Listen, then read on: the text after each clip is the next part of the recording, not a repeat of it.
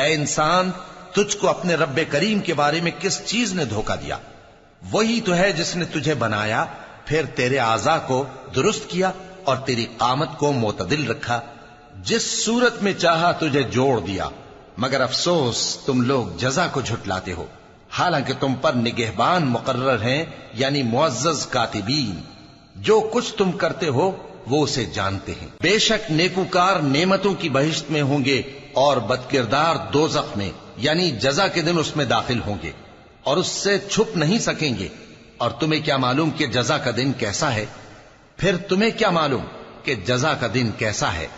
جس روز کوئی کسی کے کچھ کام نہ آ سکے گا اور حکم اس روز اللہ ہی کا ہوگا۔ شروع اللہ کا نام لے کر جو بڑا مہربان نہایت رحم والا ہے۔